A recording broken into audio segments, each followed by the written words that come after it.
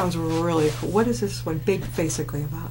Okay, so Ignatius-Jones was a famous psychic in the late 1800s.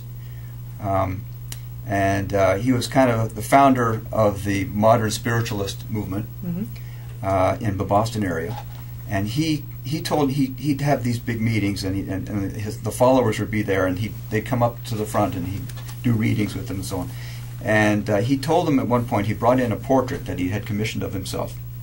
And he said, with this portrait, you can continue to communicate with me after I've passed to spirit, as they say. So I have invested this portrait with my aura, and I will stay involved. I'll stay available to you through this portrait. You don't have to worry about me being gone. That's downright spooky. So right. So he does this in 1896. Yeah. In 1903, Ignatius-Jones is murdered, and for good reason, it turns out. And his portrait is stolen from his apartment the same night on Beacon Hill. Yeah. It appears 100 years later at a rummage sale in Vermont, and and at this rummage sale, a con man named Charles Philip Tucker sees that it's got a beautiful frame. It's more than the owner thinks it is. And this is what really happened. This is fiction. Okay, it's fiction. Okay. But it maybe really happened. Oh, yeah, but it's fiction. Hey. So anyhow, Charles Philip Tucker buys the painting. Yeah. And he brings it back to his house, a nice house that he has in Woodstock, Vermont. And he starts to do some research about it, because he realizes there's something here.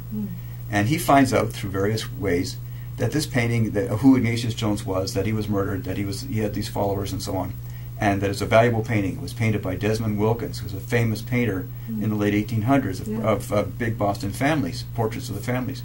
So he starts to look at this painting, and he starts to hear things, and he hears the voice of Ignatius-Jones.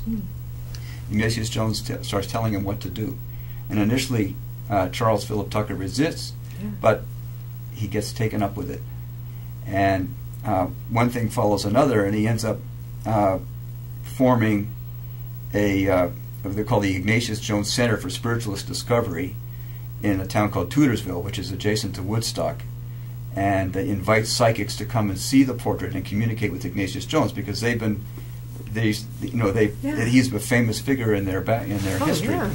So they come, and one of the psychics who comes is Dr. Frances Gourmillon. Now you may remember Frances Gourmillon from Ghost in the Red Line. Yeah. She was a psychic in Ghost in the Red Line.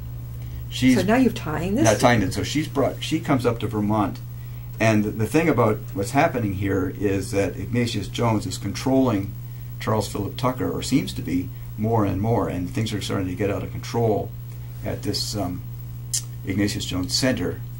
And so Frances Gourmillon, is brought in, thinks that she decides, I've got to get involved to help the situation, because bad things are happening, and increasingly, they're starting to go nuts. So the townspeople think that a cult is forming here.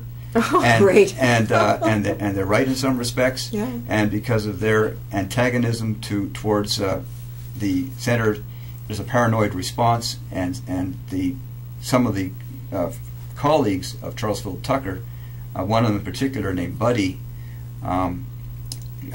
persuades Charles that they need to get arms to protect the center against attacks. Sure.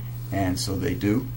And then Charles is writing a book. He's being dictated a book by Ignatius-Jones called the Book of Ignatius-Jones.